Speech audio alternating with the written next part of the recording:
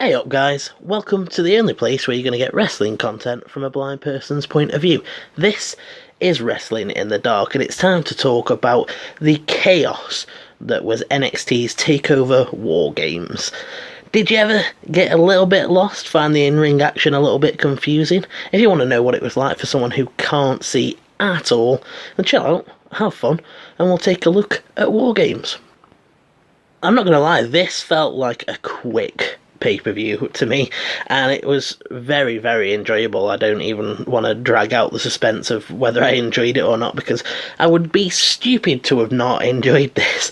It kicks off with the Women's War Games match, and I think that was a really, really clever way to do things. With having these two War Games matches now, it sort of makes sense to me to just bookend the show with them, start off with crazy, end with crazy, and with it being the first ever women's one, just having that spotlight at the beginning of the show when the crowd's nice and fresh and they can enjoy everything. I just thought that it was a really good choice, as well as thinking that this has been a really, really good build towards the actual War Games match. Everything's been going crazy in NXT recently, and I really do think that it seemed justified building to a War Games match. The whole build just really made it feel justified and important, and going into this it was like, oh man, there's all sorts of battle lines drawn and motivations and alliances going everywhere, and it was just a really, really cool way to start off the show. But let's get to the actual match. As the women were making their entrances, I noticed that Rhea Ripley definitely got the loudest reception out of anyone, and that makes me really, really happy because she's getting over big time with the NXT audience, and it does make me very happy to see the NXT UK roster sort of bleeding over into the actual NXT roster so much. In this match alone, you've got Rhea, Dakota, Tegan and Kaylee Ray, who are all on that NXT UK roster, as well as having Pete Dunne on the show later on.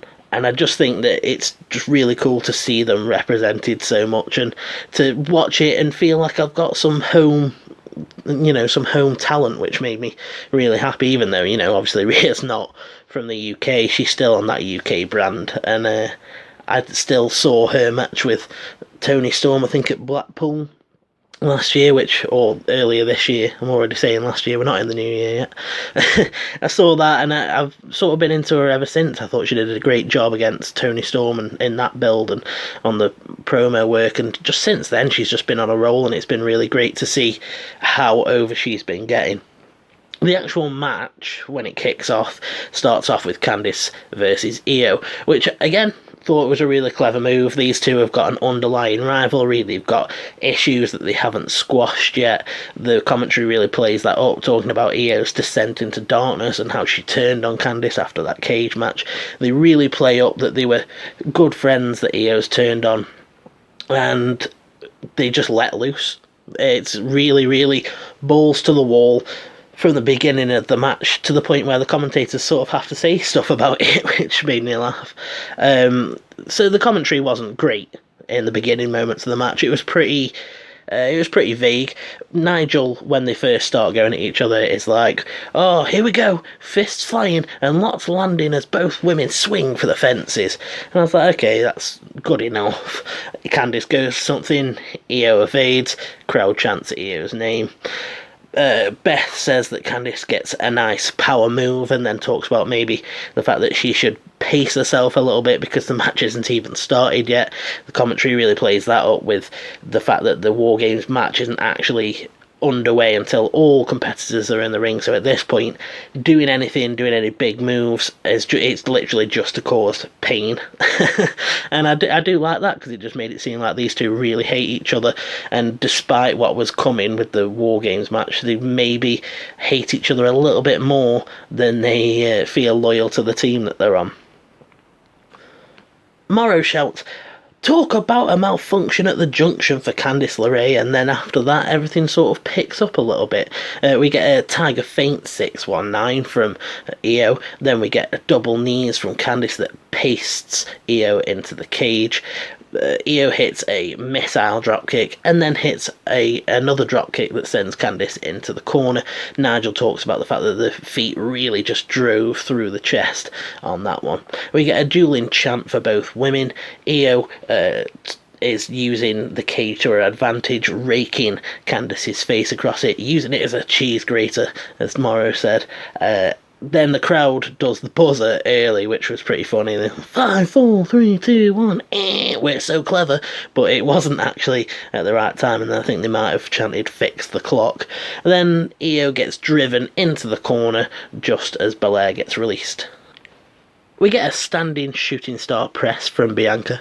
Candice gets a reverse Rana. Io comes in and attacks her.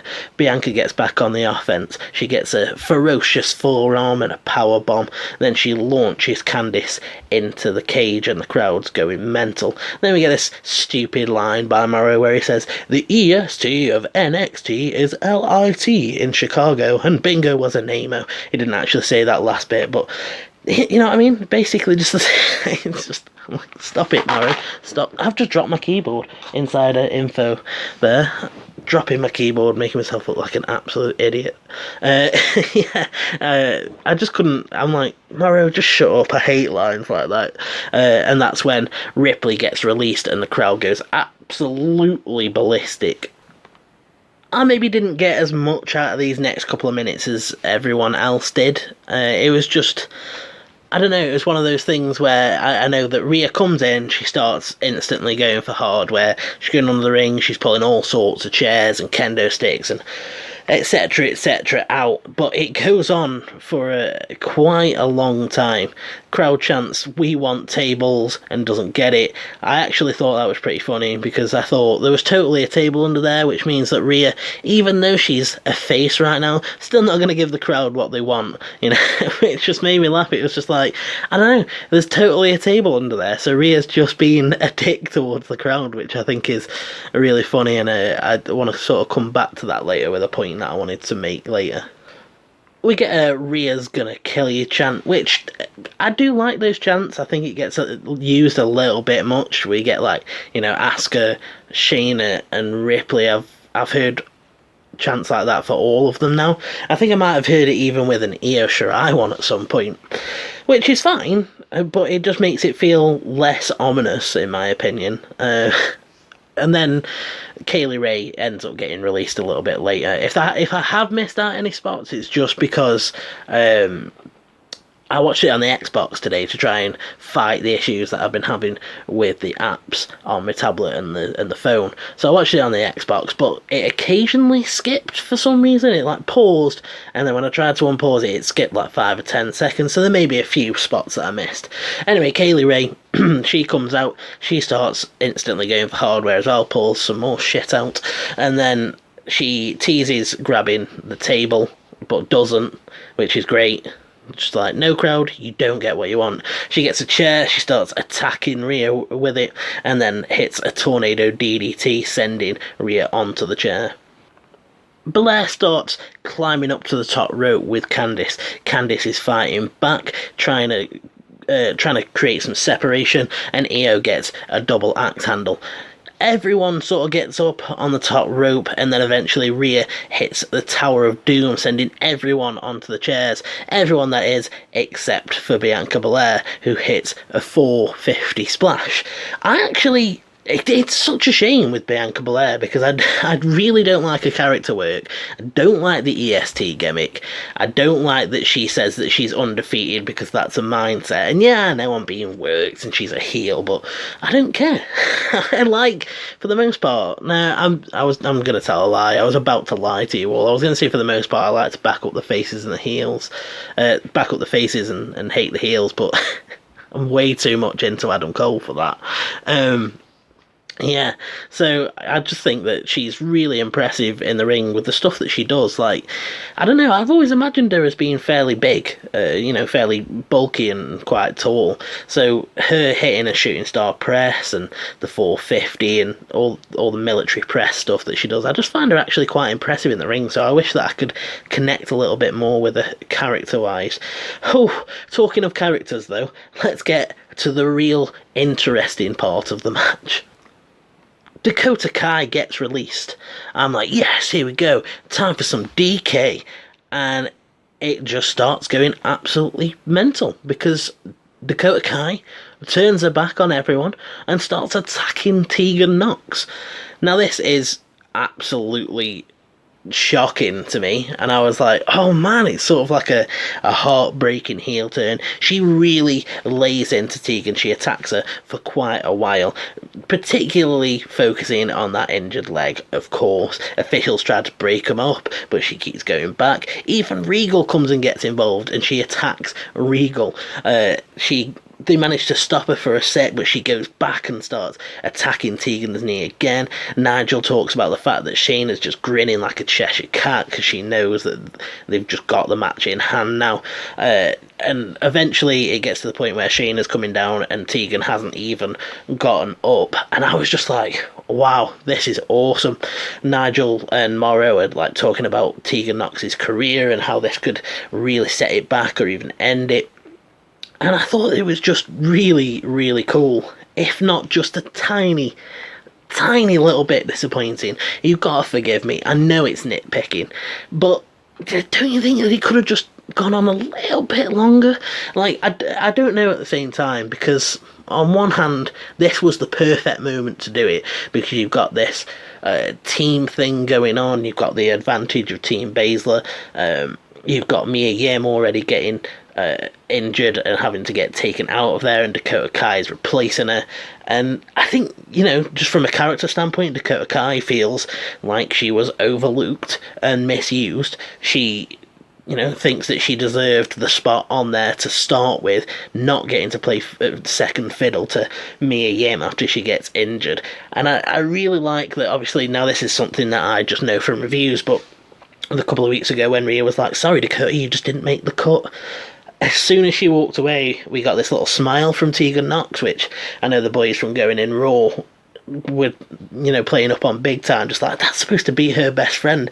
And if that's something that they actually use in the motivation for Dakota, like, you were way too happy to see me not in that match, or you didn't care. I don't know. On one hand, it was like the perfect place to do it, and on the other hand, they've only just come back as a pair, and I would have liked to have seen them have a bit of a tag team run, maybe, actually have a go with the tag titles, the women's tag titles, and then it would have, had that bigger impact later down the line, but at the same time, yeah, I really don't know. I thought it was an awesome part to the match, though. It really made it feel emotional from then on. Baszler makes her way down to the ring. She comes down slowly. She's just enjoying every second of it. And that's when they officially have to start the match. Dakota Kai gets taken out by security. Tegan Nox has to go to the hospital. And the War Games match is 4-on-2. Candice and Rhea are the only women left. Baszler comes in, she's got a pair of handcuffs. She, not content with the 4-on-2 advantage, wants to neutralise the situation even more. She's going to handcuff Rhea Ripley, but Candice LeRae makes a save. She starts fighting back with a garbage can lid, swinging wildly at her opponents. Rhea Ripley powers up Kaylee Ray, slams her into the cage. She gets Io in a submission. Candice gets caught in the Kirifuda clutch, but she fights her way out, hits chops, and a move that gets her a 2 count on Baszler. Bianca gets a military press on Candice and just launches her into Rhea Ripley. Kaylee Ray hits a gory bomb, Io Shirai hits a moonsault, and then Belair starts whipping Rhea Ripley with the hair, but Candice goes absolutely mental with a kendo stick. You can just hear the shots over and over and over and over again. Then we get a spot that I found somewhat confusing, but also really, really awesome. We get a top of the cage spot. So Io goes up there, Candice ends up there. I'm not sure. I thought that they said that Kaylee Ray ended up there as well, but I'm not really sure what happens. Either way, Candice ends up hitting a avalanche poison rana off the top of the cage, which she only doesn't win because Bianca breaks up the pin. And I love that Candice and Rhea were just giving their all in this match. They were just like, okay, if we're going down in a ball of flames, and we're going to take them down with us. We're going to take as many of them down with us as we can. And hitting a poison rana off the top of the cage, it's just like, oh god, that's so awesome. She's definitely the wife of Johnny Gargano. I can definitely say that he's just as crazy as she is. It's definitely something that it's definitely something that he would have done, and I just thought it was a really, really cool spot. I also love that because of the 4-on-2 advantage, there was these big spots that Rhea and Candice could hit, and the only reason that they didn't get it at that point is because another member of the heel team broke it up, and I just thought that it really made Rhea and Candice seem like proper. I don't say it much. It made them feel like proper baby faces, where you just really want to get behind them, and you're like, come on, I'm not having this. Evil is not going to win today. Please, just get up and super kick them up. Do something. It's a little bit annoying though, because after that the commentary just let it down a tiny bit. Bianca attacks Candice LeRae, and then Io Shirai does something that gets a massive holy shit chant from the crowd and a mama effing Mia from Morrow, and it just times like that just make me sad, because I'm like, I bet that was really, really cool, and if I could have seen it, I bet it would have been really awesome. But unfortunately, I can't see it. I don't know what she did, and it does hurt my enjoyment a little bit, because, you know, you're so drawn into a match, and I've said it before, it's like watching a scene in a film where they're building to this big set piece, like, I don't know, like a big car crash or something. They're building to it, and you're like, oh, they're gonna crash, and then right as they do, they just cut to a black screen, and you just can't see what happens, and then they just cut back afterwards. Or it's even worse than that though, because it's like they like cut to a black screen, but you still hear the car crash and people like screaming and reacting to, oh my god. It just really annoys me, because it's like, just that one thing. This match probably would have been like a 6 match if I'd have just known what that spot was and hadn't been taken out of it a little bit. Same thing again, because Rhea Ripley does something to Kaylee Ray that they really only describe as, oh, that just smashes Kaylee Ray, but Rhea gets caught in the Kirifuda clutch. She tries to fight her way out. She's trying to break Baszler's grip, and then Baszler switches her arms. Nigel puts over the veteran instincts of Shayna Baszler. Rhea tries to fight her way out. She ends up handcuffing herself to Baszler so she can't escape, and not long after, she hits the Riptide onto the chair and gets the win. And I just thought, okay, awesome. And if it just hadn't have been for that Io Shirai spot that they really, really dropped the ball on, I definitely think that this would have gone from what I definitely put as a 5+ match to just, it would have put it to a 6, or at least a low 6 if it hadn't have gone into like the full mid-6 level.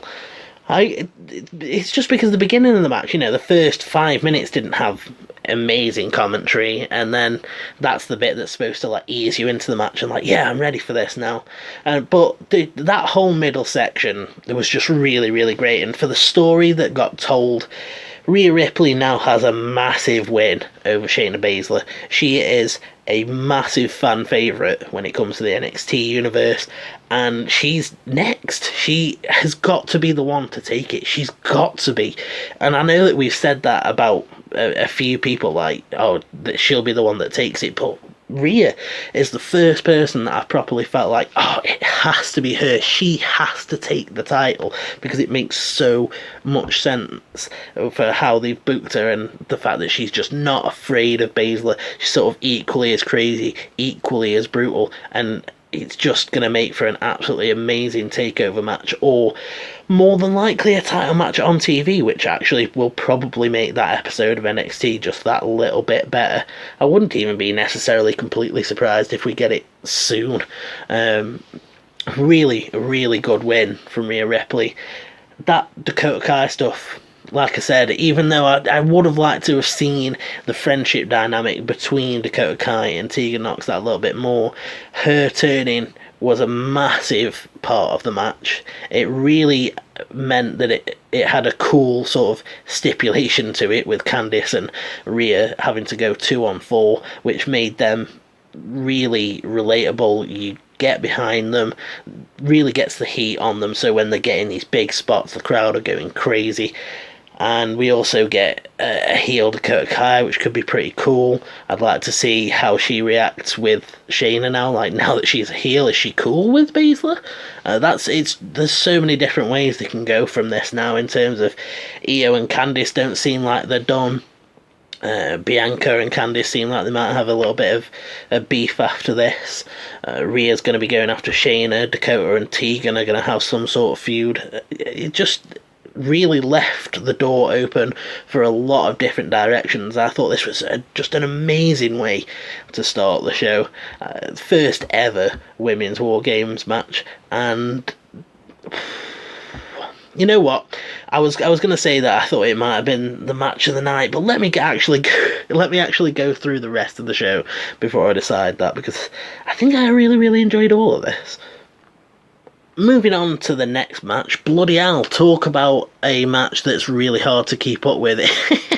It's really funny, because I think that I might have found this second match a little bit harder to keep up with than the War Games match, which is brilliant, but this was really sort of just back and forth. But anyway, we get a number one contenders match between Pete Dunne, Killian Dane, and Damian Priest. This was pretty interesting because whichever one of them wins gets to take on Cole at Survivor Series, and I couldn't help but instantly get behind Pete Dunne. The dude is just so chilled out and charismatic and really entertaining with his in-ring offense. He's managed to make a great name for himself in NXT, and for some reason, when it comes to wrestling and this type of match, I'm like, you know what? Go, Pete, go. I'm going to show a little bit of British bias. And from the minute that he came out, I was like, God, Dunne better win this. I really want to see Pete Dunne versus Adam Cole at Survivor Series. Pete really proves why he should win when he comes out, and he gets the loudest ovation out of the three of them. And this match, man, it's just like someone does something, someone else intercepts, but the other one intercepts them. And then it's just like back and forth, but in three ways, and just every time you think the match is over, someone's going to break it up, and there's this and that, and I think they did a really good job of coming up with some creative spots. So let's get to the match. Pete goes for the finger snap early in the match, going after Dane. Then we get Damian Priest trying to get the crowd behind him, getting them to show him some adulation, but he gets levelled for that. Dane hits a clothesline on Priest that sends him out of the ring, but Priest lands on his feet. Dunne goes after Dane's fingers again, but Priest levels Dane with a strike. Then Pete and Priest are fighting. They go up to the top rope. Pete's looking for a razor's edge, but Dane comes in, intercepts, and does something that causes them both to hit their heads together, and he goes for a pin on both of them.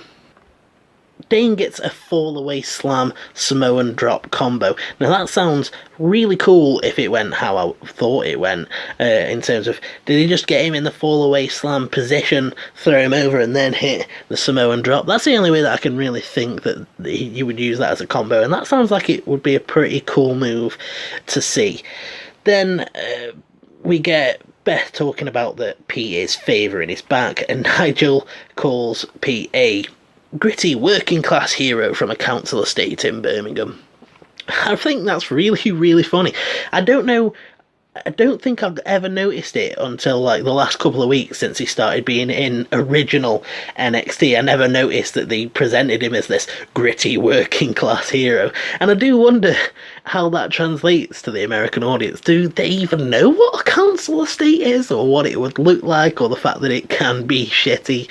Have any of them even seen Birmingham or know what it's like? It's just really funny. I think it's hilarious that they try and present him as if he's like a character from Peaky Blinders or something. Pete hits overhand chops. Priest tries to get him with a German suplex, but Pete lands on his feet, hits a roundhouse kick. He gets a leaping cross arm breaker on Dane, but Dane manages to get the powerbomb. We get Muay Thai knee strikes from Priest. Dunn comes in, starts joining in, and all three of them have a strike fest. They all go for something at the same time and collide, and we get a triple down for a huge NXT chant. Priest goes up to the top rope, comes off, wipes out both men, hits a broken arrow and a slice of heaven, but only gets a 2 count. Pete's going for the Razor's Edge, but Dane comes in, wipes him out, sends him into the Spanish announce table. He hits a tope on... he hits a tope on Priest and then does something that gets a holy shit chant. Wasn't quite sure what it was. I think maybe he sent him through the barrier. We get Dane giving Priest a slam and then a senton. He goes for the Vader bomb, but Priest scouts that and hits Dane with a Razor's Edge. And the only reason I think that he didn't win at that point is because Pete Dunne broke up the cover. Pete starts hitting stomps to Damien's head. Damien gets a leaping elbow and a mystery dive that Pete is so impressed by that he hits a moonsault and takes out both Priest and Dane. I really like that. I thought it was pretty funny. I was a bit annoyed that they didn't really say what the dive was from Priest, but I did like that they played up that it impressed Pete and he was like, okay, fine, I'll do something even better than that. Priest hits a series of strikes, but Pete starts firing back with chops. He counters the Reckoning, but Priest counters the bitter end. Pete gets Priest in the cross arm breaker and he almost taps, but Dane comes in, intercepts, slams Priest and gets a near fall. Dane gets Pete in the Tree of Woe and then he throws Damien Priest into the midsection of Pete Dunne. He hits a Vader bomb, but Pete breaks up the cover with a moonsault, hits the bitter end, but Priest breaks that cover up. Beth says that all three men are struggling to the feet, which I really appreciated, just letting me know that all three are feeling the effects of this match. Priest gets a cyclone kick on Dunne and hits an avalanche Frankensteiner that sends Dunne right into Dane. Priest gets another cyclone kick on Dane, goes for the Reckoning, but only gets a 2 count. Dane gets a chop block to the side of Pete's knee. He drop kicks Priest off the apron. Pete is desperately trying to pull himself up to his feet using the ropes, which again was a nice call from Beth. I really like that she really plays up those sort of things, the tortured facial expressions, how much it's taken out of them, dragging themselves to the feet, etc, etc. Really appreciate that. They all three go to the top rope. Pete snaps Priest's fingers, he falls off to the outside. Dunne gets a superplex to Dane, goes for the cover, but Priest recovers too quickly and breaks up the cover. And then we get the finishing sequence, which I struggled to keep up with a little bit, but I think it went like this. Pete catches Priest in a sleeper hold. Dane comes and wipes them both out, but... sorry, I just went completely blank there. Dane wipes them both out, but Pete manages to get the cover on Priest, hooking the leg because he fell on top of him or something like that, and then he gets the win from that. Just a nice in-ring smart. I love that it was from just a quick, reversal, roll-up pin, surprise pin, whatever you want to call it. I like that it just sort of came out of nowhere. There was a lot of powerful moves in this. And I just think that it was pretty cool that what it came down to in the end was just like the in-ring smarts of Pete Dunne, because not only is he vicious, not only can he break your fingers and kick you loads and hit you at the bitter end, but he can also just get a surprise win out of nowhere because he's got the in-ring smarts to be like, alright, if I just quickly hook Priest's leg, I'll win now. And I just thought this was a really, really good match. Can I wait for Pete Dunne versus Adam Cole at Survivor Series? No, I can't. And I was really, really happy that he won. I was like, yes, this is going to put Pete Dunne properly on the map now. I know that he's very much on the map already, but having that high-profile match at Survivor Series, allowing the main roster to really get to see what he can do, I really hope that they let Triple H handle the NXT matches or at least have a good input into it. I don't want to see a Pete Dunne, Adam Cole main roster match. If they're going to have an NXT title match, I want it to be an NXT match. And I thought that it was a really, really cool match. What with someone hitting something and one of the others coming and breaking it up, and a big move here but it gets broken up, and someone using the advantage here. I really like that. I really like that spot with Dane throwing Damian Priest into Pete Dunne, using him as a weapon against Dunne. I always like them sort of spots, and it always seems to involve Killian Dane too, because it was him and Lars Sullivan that did the let's just throw Ricochet back and forth between each other in the ring. So it's just funny that he just really, it's part of his offense that he just uses people as weapons. This was a proper strong 5 out of 6 match. Couldn't really have made it any better. I think that maybe a few more minutes would have... It's strange, I'm not sure actually. It would have either made it a lot better or maybe made it like a little bit worse, but either way, I'm not sure what they could have done to, improve this that little bit more. Maybe having Killian Dane get a little bit more offense. Feel like it was very much Dunne and Priest, and Dane's just sort of breaking stuff up. It's going to be interesting to see where he goes from this. I definitely thought that I got a good look into what Priest's moveset is like this time around, with the Muay Thai knee strikes and the cyclone kicks, and doing the Frankensteiner, doing that crucifix bomb, etc, etc. Really starting to see what his in-ring offense is like, and that's pretty cool, because when I first start experiencing someone, it's so hard to imagine how they move, what the moves are like, how they perform in the ring, but you start getting a bit more of a clearer mental image when you get a match like this that allows them to show off a little bit more of their move set, which is why I really enjoyed the War Games match, just with Dijakovic being just an absolute bro and sending me that description of what he's like, etc. I found it really easy to picture him during the War Games match, and hopefully I'm gonna get a little bit more of a better mental image of Priest going forward. I was definitely impressed by him here, but I think the right man won in Pete Dunne. Next up, it's Riddle versus Balor, the match that I was probably looking forward to the most. I was really looking forward to the War Games matches, but Balor being back in NXT seems like a really special thing. He's been on fire with his promos and his character work, and I always love Riddle matches. Morrow always seems to be at the top of his game when Riddle's out there. It seems like he really, really likes him, and always goes into quite a lot of detail, so I was really, really looking forward to this match. And how mad is it to say that this was the worst match on the card? Because it wasn't a bad match. It really, really wasn't. But it was definitely the worst one out of the lot, which is just, to me, is a really, really surprising thing to say. I thought that I was going to come out of this and this would be my at least favourite or second favourite match, because I was expecting War Games to be so crazy that I was like, okay, I've got to put this one ahead, but I really enjoyed Riddle Balor, and I did, but just not as much as the other stuff, which is just a testament to how great this takeover card was and how great they pulled it off. So yeah, let's get through to Riddle versus Balor. I think what maybe let this match down was that it was sort of relatively slow to start with. So it starts out, Riddle goes for a wrestling takedown, and Balor just laughs him off like, what an idiot. Then we get the crowd doing the Riddleberg chant. Riddle goes for a submission, but Balor manages to block that. Riddle goes for another takedown. Balor blocks again, goes to try and take Riddle's back and gets a side headlock. And Nigel talks about the fact that he got real aggression going into that headlock. Nigel also talks about the fact that he's surprised that Balor hasn't tried to end this early, didn't come out of the gates hard and tried to keep the pace of the match up, but I actually thought that it was really clever from Balor.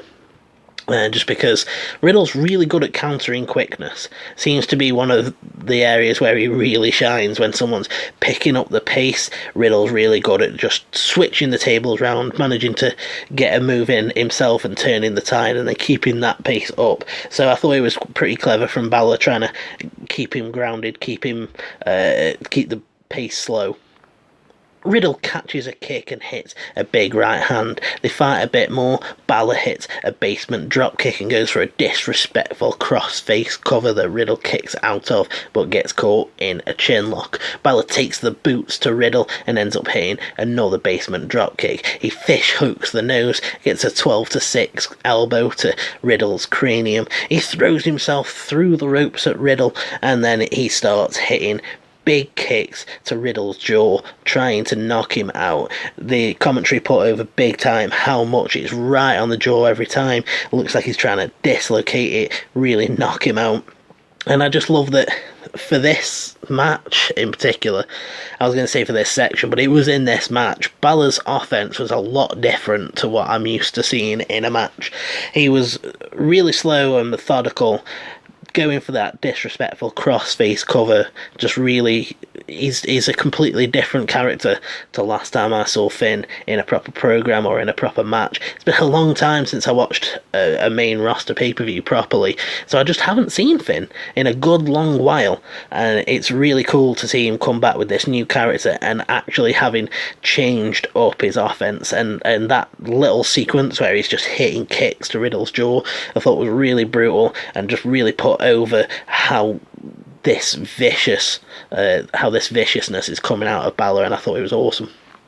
Riddle starts fighting back. He fires up with some chops, a roundhouse kick, an exploder suplex, a penalty kick, and a broton for a near fall. He starts letting loose with strikes, hitting kicks, knees, elbows, a forearm from the corner, and Balor goes for a flying forearm of his own and gets it. He goes for the sling blade, but Riddle manages to catch that and locks Balor in the ankle lock. Balor's fighting out. He escapes, but Riddle catches the other leg.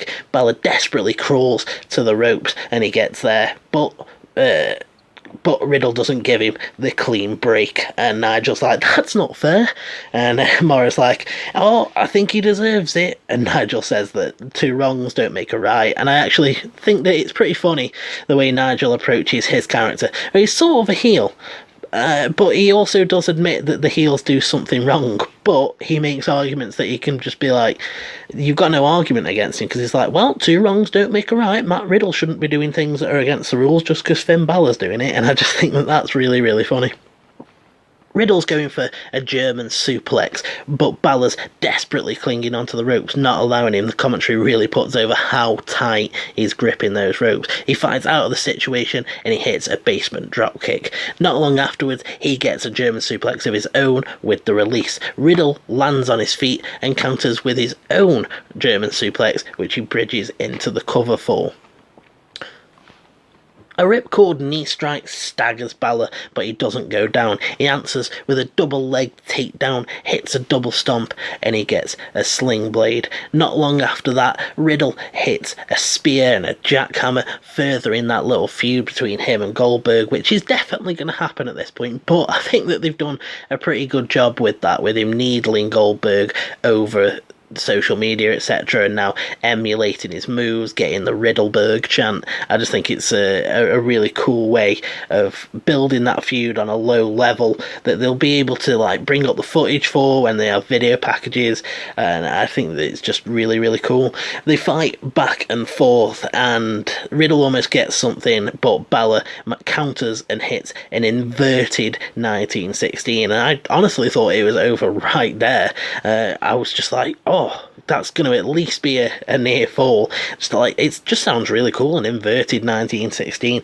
Again, I didn't really know until earlier, maybe 2 or 3 weeks ago, that the 1916 was even a DDT, and now I'm hearing about inverted versions, and it's like, okay, I'm so glad that I finally know that it's a DDT.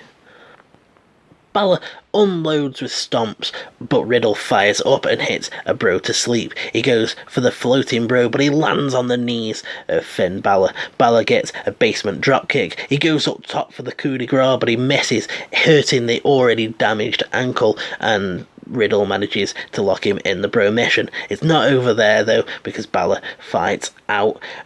Eventually Riddle hits a big kick to the jaw of Balor, but not long afterwards Balor hits the 1916 for the win. And honestly, I think it's really, really cool that the actually let Balor get the win, because I was sort of half expecting Riddle to get the win because he's like the NXT guy and they've got so much stock in him and he's such a rising star, and he didn't really need it.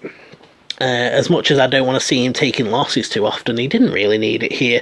Balor is this returning sort of once hero, now turned villain, coming to reclaim his spot in NXT, and he does a really good job of doing that by beating Riddle. And I really like that they're letting him use the 1916 as a finisher. The coup de grace is nice, but it's flashy and it takes a lot of setup, whereas in the 1916, I don't know what kind of DDT it is, but it doesn't take that long to set up most DDTs, so it can be hit sort of more out of nowhere. It's more of an impact finisher. Maybe if he starts hitting the 1916, following it up with a double stomp, that could be pretty cool and impactful, and especially if he maybe goes for like a double stomp and sticks the landing and does like the pin with the foot on the chest or something like that. I think that'd be really cool at some point. But yeah, I really like that they've actually changed Balor's character. It's not just like, okay, I'm a dick now and I hate all the fans. He's come back with this proper chip on his shoulder. He's acting like all the people in NXT are so much below him, and he comes right back in, goes up to someone like Matt Riddle, who's been picking up wins left, right and centre, who's such a rising star, and he's just like, barely even has to break a sweat doing it. Like, it's not like he had that much offense. Riddle definitely fired back with a lot of stuff. He hit most of his signatures. You've got the floating bro, the bro to sleep. He got, the exploder suplex that he usually gets, and the Broton, and the penalty kicks. He hit all of his offense that he usually hits, which would usually get him a win, but Balor just manages to just sort of outsmart him and keep the pace sort of relatively slow, hitting them basement drop kicks, which are always great, and like I said, just pulling off that 1916, and it was a really impactful, important win for Balor that'll send him on a brand new path down NXT, and it'll be really interesting to see where he goes from here. Having picked up a win against someone as good as Matt Riddle straight away, it'll be interesting to see how long Johnny's out for and whether them two collide anytime soon, and if they don't, who they're going to put Balor against, where's he going to go from here. So yeah, what's next for Finn Balor? I'm quite interested. Post your theories in the comments below and let me know. And now it's time for the main event, because they only did 4 matches on this entire show. You know what? Do you need any more than that? I don't think you do, not when it's got this quality. I mean, this was only slightly longer than an actual NXT episode these days, with them being 2 hours. It's around 2 hours 40, I think, and I just think that it's amazing. You get these really, really long pay-per-views, like the main roster ones. Even Survivor Series coming up is going to be really long. Royal Rumble will be a really long one. WrestleMania are always exceedingly long. But takeovers are just like, from start to finish, it's just like, I don't know, this might not translate to American viewers, but to any like UK ones that have been to Alton Towers and you go and get on Rita, the Queen of Speed, it's just like, that's what takeover is. It's just like, hold on tight, and then they just go and go and go, and they don't stop until the pay-per-views are over.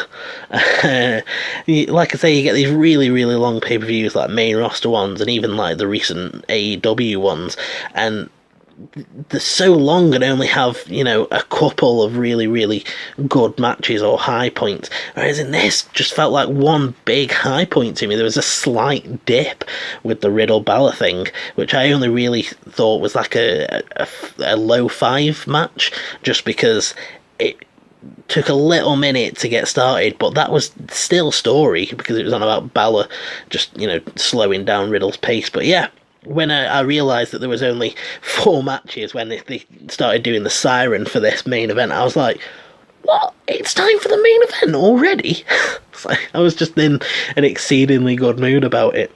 I really like that Undisputed Era made their entrance all as a team. I love that faction. It's getting to the point where they're just probably my favourite team in probably wrestling, to be honest. I was going to say the WWE. They are certainly in NXT. They are definitely for the main roster. And even though I've actually gotten quite into the tag division in All Elite, there's just something about Undisputed Era, especially about Adam Cole as being this. He's sort of the inverse of what I was saying about Rhea Ripley earlier, who is like a face that still acts like a heel. He's like this heel that actually still wants people to like him, still wants people to be impressed by him and plays to the crowd. He's like a fun heel, and they're all just like they're like a bunch of schoolboys. That's what Undisputed Era are. It's like in this like little school, and you've got Regal as the head teacher, and them four just run riot and always get detention. They're always causing trouble and being cheeky and cheating their way out of things, and it was just really good to see them coming down as this complete unit, as opposed to the four disparate parts of the opposing team.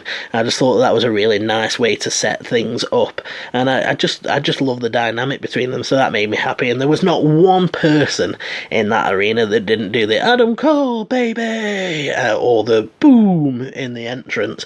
Just all of them did it. Again, it's really good to see Ciampa coming down and really showing off this new character. Again, he's like Ripley, he's a face that acts like a heel. He's got Lee and Dijakovic to back him up. Commentary play up the fact that he's offered someone the fourth spot, but they don't know whether they'll accept. They are there, but they haven't confirmed whether they'll accept or not. So far, it's just Dijakovic and Keith Lee.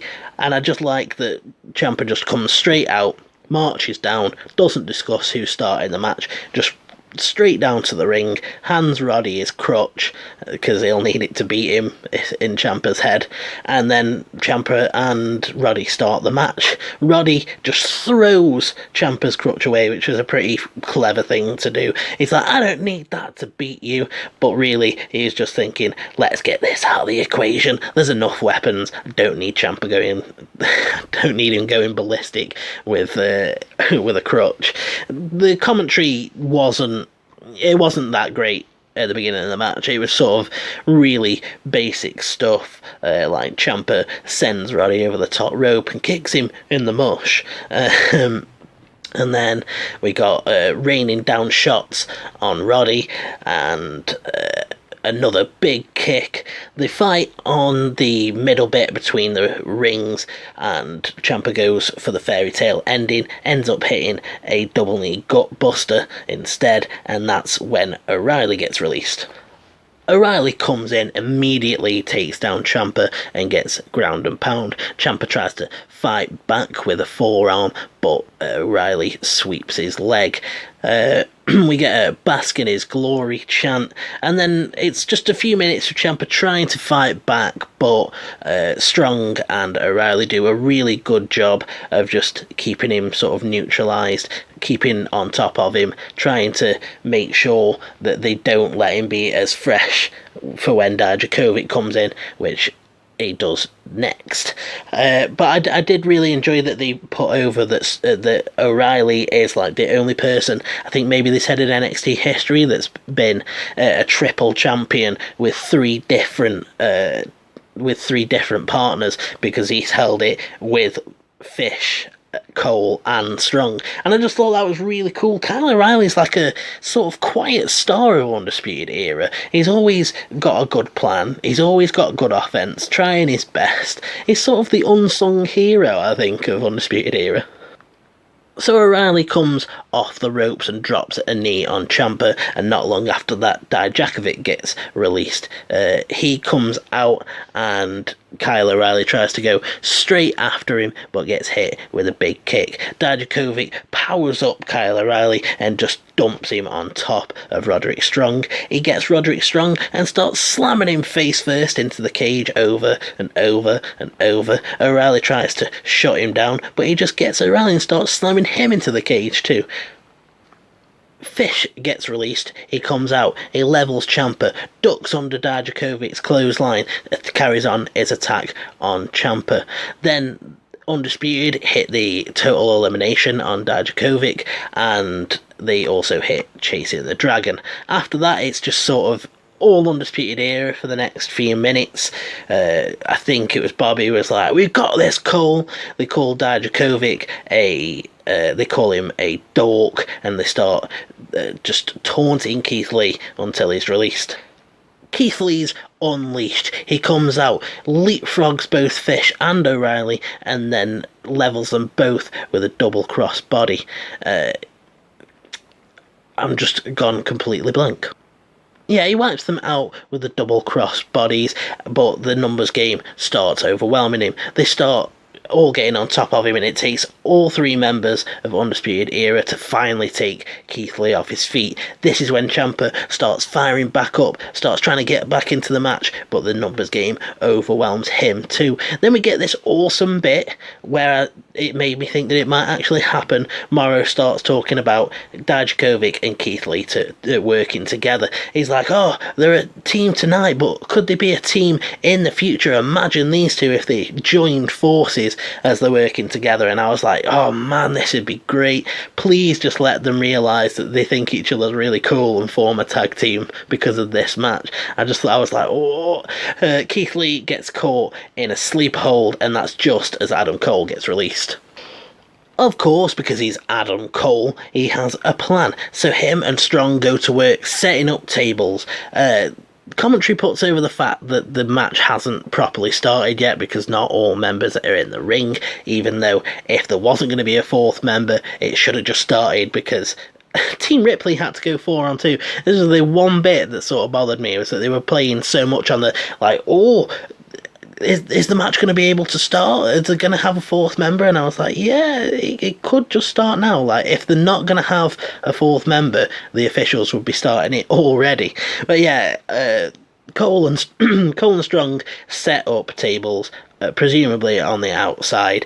They're fighting out there. Eventually, Cole gets sent through a table. Nigel plays up that he doesn't often make mistakes, but he definitely did with this plan, and plays up the fact that it was a really nasty landing going onto the table with his neck. We get a spot that I quite liked, where we get both teams coming back together. Team Ciampa's in one ring, Undisputed's in the other, and they have the stare down, and then both teams collide. Keith Lee gets low blowed, and it seems like tide might be turning in Undisputed's I can't even think. It's turning in their favour. My brain is just going absolutely blank at the minute. I don't know why. Yeah, Keith Lee gets low blowed. It seems like the tide's turning in the Undisputed Era's favour, but the fourth man appears. It's Kevin Owens, which is just a brilliant decision. If we were going to have a main roster star coming and joining Team Ciampa, I'm glad it was Kevin Owens. He gets a nuclear response from the Full Sail audience. He comes down and he just starts laying waste to the Undisputed Era. He hits a sleeper suplex, gets a unanimous welcome back chant. Him and Cole collide. He hits a stunner, which gets a 2 count, and then he rattles the cage, and that sends the crowd absolutely mental. I was like, wow, this is like the most excited I've been to see Kevin Owens in a match in years. I've never been a massive Kevin Owens fan. I liked him sort of round about the time when he came up from NXT, and I liked the stuff that I saw in NXT, but on the main roster I've never been a massive Kevin Owens fan. But seeing him come down, knowing that he's got history with Adam Cole, and that's sort of playing into all of this, and him coming to back up Ciampa and the crowd just going crazy, it was like created a really, really great moment. Ciampa gets the draping DDT on O'Reilly, I think. I don't know why I just got that wrong at all. I've just been trying to memorise that. He gets the draping DDT. All of Undisputed Era are down. Then Keith Lee takes to the air, gets caught by O'Reilly in the Achilles lock. Dominic Dijakovic hits a springboard moonsault, but Bobby Fish breaks up the cover. Owens gets a swanton bomb. It's really cool that his offense has really changed over the last year or so. I do like that he's using the stunner now. I like that he uses the swanton bomb, but he might have actually used that before. I don't know. I've just maybe didn't pay enough attention. Now that I'm interested, though, I am definitely enjoying his sort of carefree attitude towards the way that he treats his body when he's going after his opponents. Just hitting a swanton bomb, I was like, okay, that was pretty cool. Keith Lee rams his head into Adam Cole's midsection, and then Roddy gets an avalanche strong slam. Undisputed Era get a double team, but Dijakovic breaks it up. It says a lot about NXT at the minute and the way that it's developed and come so far. It just says a lot about it that this next part actually really got me. So Owens sends Roddy into the cage. He's like, oh no, did that hurt? And that made me chuckle. Then he's fighting with Cole on the steel, and he goes for the package pile driver. And there was a part of me, quite a big part actually, that was like, oh my god, they're going to let him hit the package pile driver on Cole, on the steel, in War Games, on his return to Full Sail. But it didn't actually end up happening. Cole fights out of that. I think that either Cole or Owens went for the Panama Sunrise. I felt like it was Owens from what the commentary said, and Cole managed to block it. Then Owens tries to back body drop Cole, but Cole reverses and does something to Owens, and the crowd goes absolutely ballistic, but I'm not sure what it was. Either way, I think Cole gets sent...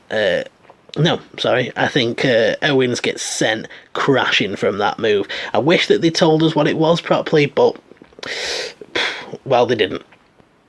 Ciampa starts making a comeback. He hits a big knee on O'Reilly and manages to get Project Ciampa following with some big knees until Cole super kicks him. Him and Cole fight. He sends Cole into the cage. They're fighting in the corner, fighting for control. Cole goes up to the top of the cage and Ciampa follows him up there. The crowd are like, please don't die, please don't die.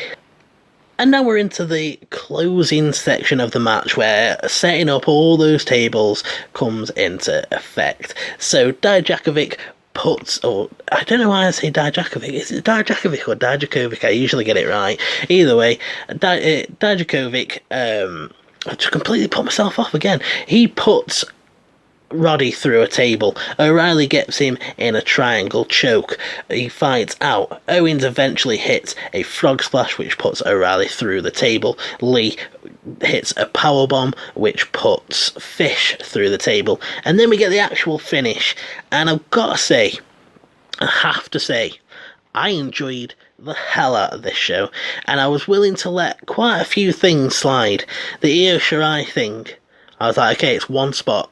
It doesn't matter. It wasn't too important.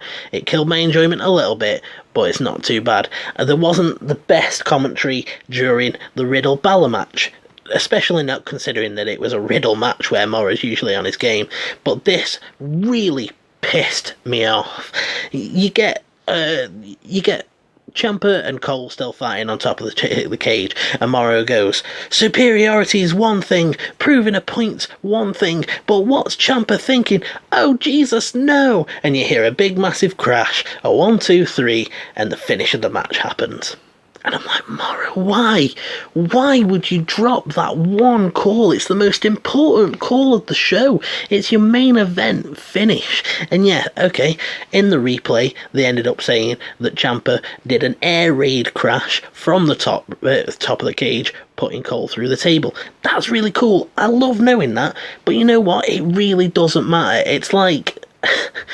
I love how I always use these film analogies, but it's like if you had to go to the toilet when, you know, the pivotal part of the film happens, and when you get back, your friend's like, oh, this character died, by the way, and you're like, oh, right, well, that's cool, but I wish I'd seen like the emotional thing. But at least in that situation, it's your fault. It's like someone coming and dragging you out of the cinema for some reason, and then when you get back, your favourite character's died or whatever. It's so frustrating. It's like your most important part of the pay-per-view, and I loved this pay-per-view. It was probably one of the best shows this year, just for being top to bottom, great matches.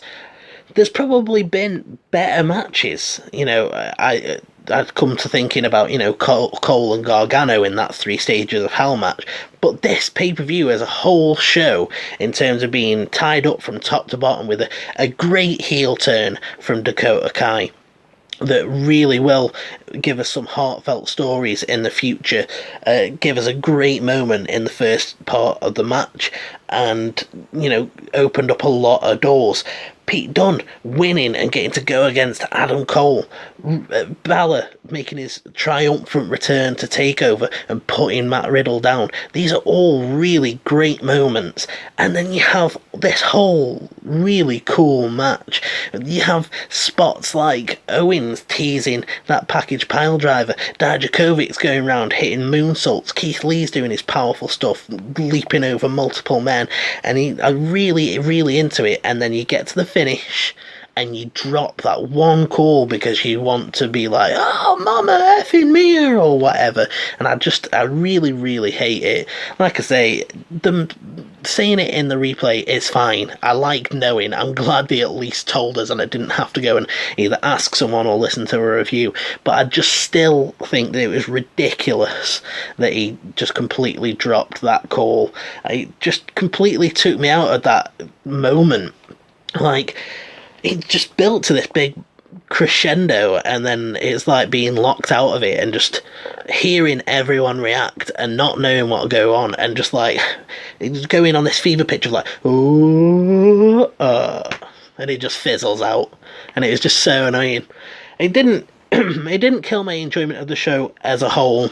It definitely probably affected my enjoyment of this match in particular. I think I probably would have, again, thought it was like a lot higher than it was. I've only really given it like a solid 5, maybe a 5+, but it definitely doesn't go over into the 6, which I think it probably would have if I'd have known about that spot actually in the moment. So all in all, I thought that this pay-per-view was from start to finish really great. Nice, tightly told stories that really made sense, had stakes, and drive the story going forward. I thought that they had some really cool spots, some really creative stuff, and it just, as a whole, was a really, really tight package. I had a couple of issues, but for the most part, I just thought that this was an absolutely cracking show. I probably enjoyed it more than I enjoyed Full Gear, and I actually surprisingly enjoyed that quite a bit. But going forward, it's going to be interesting to see what's next for Finn Balor, where things are going to go for Dakota Kai. Is she going to get fined by Regal? Are they going to do some sort of revenge storyline with Tegan? It's going to be interesting to see where they go with that. And then Pete Dunne could come out of Survivor Series with the NXT Championship, especially given the finish of that match. So, all in all, I think they've told a really, really good story leading up to this weekend, and it's felt like a massive, massive deal, which I think that they've done a really good job with, and definitely put NXT on the map. This was the right pay-per-view to do, being the first proper takeover after this new era of NXT. My God, if mainstream fans tuned into this because they were like, okay, this NXT thing's been on the main roster, let's see what they've got to do, they're going to have been blown away by this, and it's definitely going to get a lot more eyes and fans to NXT. It could be really great to see where Kevin Owens goes with all of this as well. Whether he carries on battling Undisputed Era, whether he sticks around at all. There's so much that could go on now. So, yeah, a really, really well done job by NXT, in my opinion. If you've enjoyed this episode, click that like button, let me know. And if you've got any thoughts on this episode of WITD or War Games, let me know in the comment section. You know where that is. You can follow me on Twitter at Mason_WITD, and if you want to join the Discord server, the link for that will be in the description. Right, guys, I'm off, and you should have a good one. Oh yeah, make sure you subscribe too.